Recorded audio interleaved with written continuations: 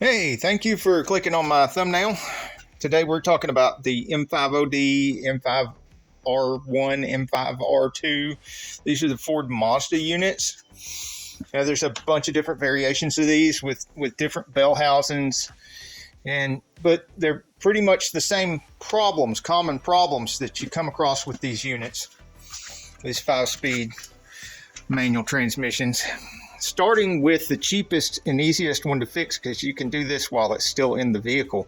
These 3 Torx bits can come off. You can see first problem is this is all loose, and you could have problems with grinding gears, or the thing getting stuck in one gear and you can't get it out of that gear, or not being able to shift at all, because the bushings in here that come with the kit to rebuild this, which is less than like 40-50 bucks.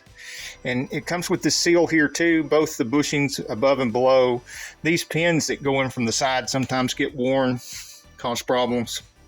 It comes with all that, and you can take it out from the top after you take your boot and everything off and replace it. Just be careful not to drop anything down in the transmission.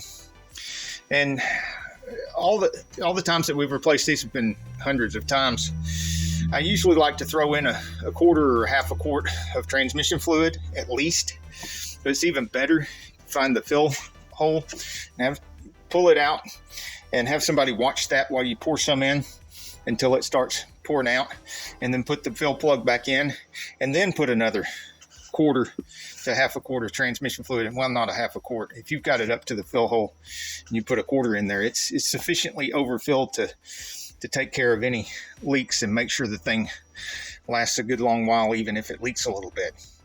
Speaking of leaks, that gets us to the second most common problem here, and that is, you can see we've got the shifter top off of this one, and here's the shifter top. There's several different shifter tops on these, but all of them have these rubber plugs in the back, 3 rubber plugs, and I'll show you a picture of the replacements on here. You can either just go buy metal freeze plugs, or you can buy the kit that comes with 3 metal freeze plugs that are exactly the right size that fit right down in here.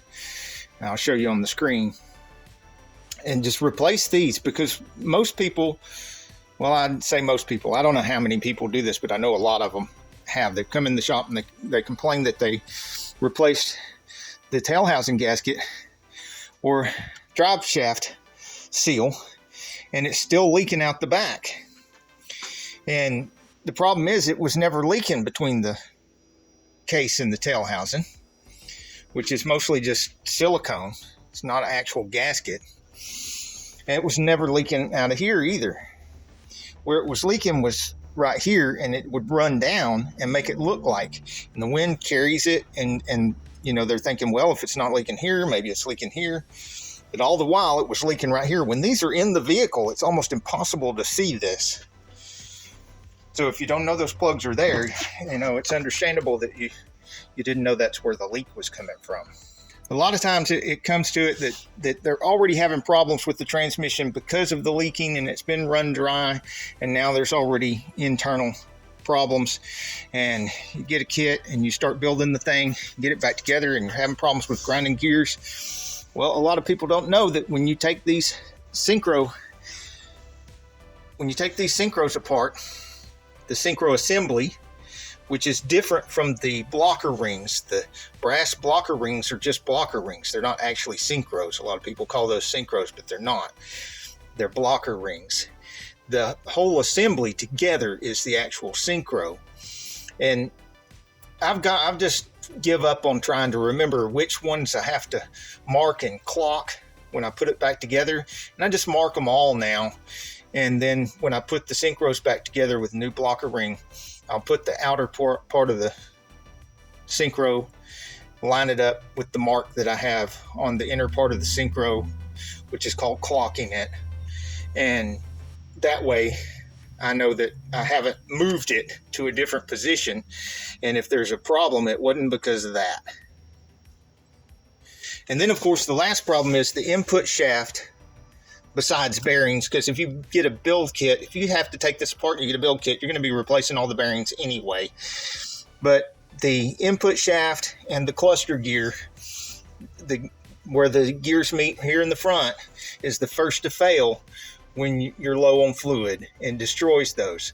Now, there's new ones available, new kits available. It's usually around $100. But if you're willing to spend like $200 or $300, sometimes you can get a nice hardened set, and that way, if you're towing or something, then you're better off getting a hardened set. And you don't have to go with like a $700 or $800 billet set. Well, maybe you do, depending on how much horsepower you're pushing and what you're towing. But I don't know what your situation is, so I don't know what to recommend. But if you've already run it low and you've already killed it, there are parts available for the input shaft and cluster set for these units. They're pretty darn popular. I skipped one of the most aggravating parts of these units, and that is that the slave cylinder is inside the bell housing, so the whole transmission has to come out to change the slave cylinder. And a lot of times you run into problems. You change the slave cylinder without changing the master, and then you just bleed and bleed and bleed, and it's a problem. So I got in the habit of always replace the slave and the master as a set, and I never have any bleeding problems that way. Yep, and see, it's transmission fluid that's in these. It's a red mess on the floor now.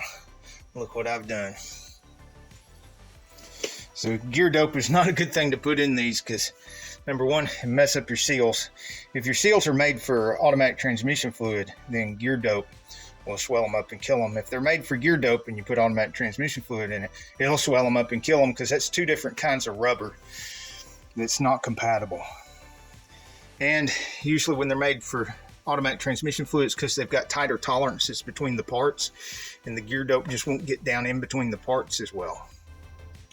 So there's affiliate links in the description of this video in case you need some of these parts, and I will get a little bit of commission off of that, but it doesn't cost you any more than just hunting it down yourself. So like and comment and subscribe and all that neat stuff. Hope to see you in the next video. Till then, get off the couch and get dirty. Stay clean and don't bring greasy fingerprints into my house.